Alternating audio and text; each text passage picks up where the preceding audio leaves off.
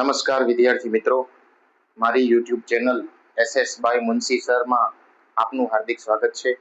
હવેથી આપણે digital platform ઉપર મહત્વના ટોપિક્સની ચર્ચા કરશું. મોટાભાગના વિદ્યાર્થીઓની ફરિયાદ એવી હોય છે કે અર્થતંત્રના અમુક ચેપ્ટર્સમાં એ લોકોને અમુક મુદ્દા સમજાતા નથી, તો એવા જટિલ મુદ્દાઓ સરળ રીતે કેમ મગજમાં બેસાડવા, યાદ રાખવા, એની આપણે ચર્ચા કરશું, જેથી કરીને બોર્ડના પેપરમાં હોશિયાર તેમજ મધ્યમ છે વિદ્યાર્થીઓ છે એવો પૂરા માર્ક 80 માંથી 80 માર્ક જે છે એ મેળવી શકે. આજે આપણે ચર્ચા કરવાના છીએ ચેપ્ટર નંબર 15 ઇકોનોમિક્સનું એક ચેપ્ટર જેનું નામ છે આર્થિક વિકાસ. આર્થિક વિકાસ, આર્થિક એટલે નાણાંનો વિકાસ, પૈસાને લગતો વિકાસ, એની આપણે ચર્ચા કરશું. જેની અંદર એક ટોપિક છે 3 માર્કનો વિભાગ સી માં વારંવાર પૂછાય છે કે આર્થિક વિકાસ અને આર્થિક વૃદ્ધિ વચ્ચેનો તફાવત સમજાવો, જેમાં 3 મુદ્દા આવે છે. આપણે ટેક્સ્ટબુકમાં જે રીતે મુદ્દાઓ લખ્યા છે એ પ્રમાણે તમે ડાયરેક્ટ વાંચીને પાકું કરવા જશો તો તમને કંઈ જ ખબર પડશે નહીં. એના માટે પહેલા આપણે જે મેં કોષ્ટક તૈયાર કર્યું છે એમાં હું તમને સમજાવીશ, એ તમારે ધ્યાનથી જોવું. ત્યાર પછી ટેક્સ્ટબુકમાં જે લખ્યું છે તેને 2 વાર વાંચવું, એટલે તમારા 3 ગુણ પાકા થઈ જાય. ચાલો આપણે જાણીએ. સૌપ્રથમ છે તફાવત છે આર્થિક વિકાસ વર્સિસ આર્થિક વૃદ્ધિ.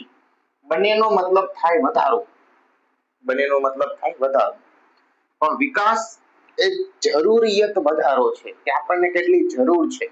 જો એ જરૂર આપણી પૂરી થઈ જાય તો આપણો વિકાસ. જેમ કે કોઈ સામાન્ય વ્યક્તિ છે, એની ઊંચાઈ જે છે એ 6 ફૂટ હોવી જોઈએ. કેટલી? 6 ફૂટ. તો એની ઊંચાઈ 6 ફૂટ થઈ ગઈ તો આપણે એમ કહેવાય કે એનો વિકાસ થઈ ગયો છે. આ ઉદાહરણ માટે છે. વૃદ્ધિ કોને કહેવાય? તો કે ભાઈ વ્યક્તિ 6 ફૂટનો તો થઈ ગયો પણ હજી 1 ફૂટનો લાંબો થઈ ગયો, એટલે 7 ફૂટનો થયો. તો આ સુધી એનું વિકાસ હતું, 6 ફૂટ સુધી એનું વિકાસ હતું. બાકીનો 1 ફૂટ જે વધારો થયો એને શું કહેવાય? વૃદ્ધિ. એટલે વધારા પરનો વધારો વૃદ્ધિ. ચાલો આપણે જાણીએ ટેક્સ્ટબુકની રીતે આપણે કઈ રીતે સમજશું. પહેલા આપણે જોશું પ્રક્રિયાના આધારે. પ્રક્રિયા કેવી છે? બે પ્રક્રિયા કેવી છે? તો ભાઈ આર્થિક વિકાસ છે ને એક ગુણાત્મક પ્રક્રિયા છે. કેવી પ્રક્રિયા છે? ગુણાત્મક. કે એમાં છે ને ક્વોલિટી જોઈએ, ગુણો આવવા જોઈએ. જો તમારી અંદર ગુણ આવી ગયા, જો દેશમાં ઘટતા ગુણ આવી ગયા તો એનો વિકાસ થઈ ગયો. એની જગ્યાએ સામે જોઈએ આર્થિક વૃદ્ધિ, તો એ પરિમાણાત્મક પરિવર્તન છે. કેવું છે? પરિમાણાત્મક. એટલે પરિમાણ એટલે માપ. માપ 2 જોતા હતા, 2 થી વધી ગયા 3 4 5 થયા, તો એની કઈ જરૂર નથી, પણ વધારો થયો. પરિમાણાત્મક છે, વધારો છે, વધારાનું છે, એને વૃદ્ધિ કહેવાય. પહેલા વિકાસ થાય પછી વૃદ્ધિ થાય.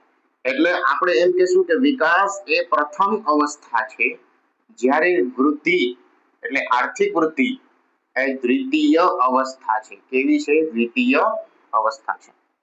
બીજો મુદ્દો ટેક્સ્ટબુકમાં હેડિંગ એવું આપ્યું છે કે અર્થતંત્રમાં થતા ફેરફારને આધારે. હવે હું તમને એમ કહું કે અર્થતંત્રમાં કઈ રીતે ફેરફાર? તો કે ભાઈ નવી ટેકનોલોજી કંઈક પણ આવી ને એના લીધે કંઈક ફેરફાર આવ્યો તો એ આર્થિક વિકાસ છે. જેમ કે એક ખેતરમાં બિયારણ તમે નાખો અને ઉત્પાદનમાં વધારો થાય.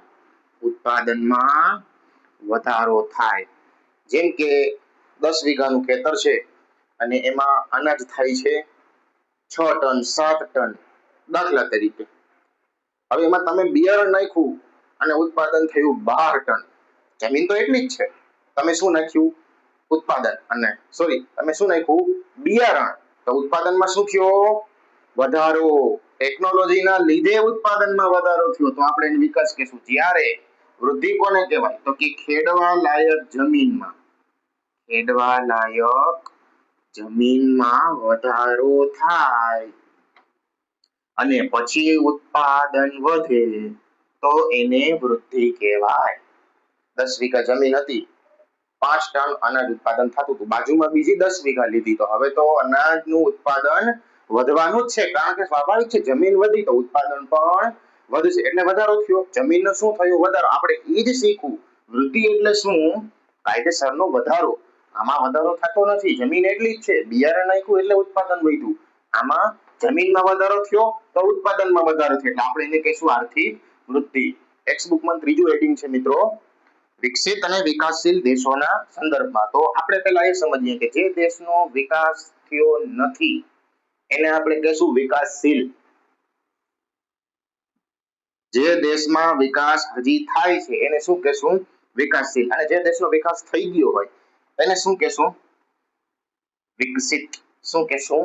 વિકસિત. હવે અહીંયા સમજીએ કે વિકાસશીલ દેશોની રાષ્ટ્રીય આવકમાં જો વધારો થાય, એનો હજી વિકાસ થયો નથી, હજી વિકાસ થાય છે, અને દેશમાં આવકમાં વધારો જ થાય, તો આપણે એમ કહેવાય કે દેશમાં વિકાસ થાય છે. શું થાય છે?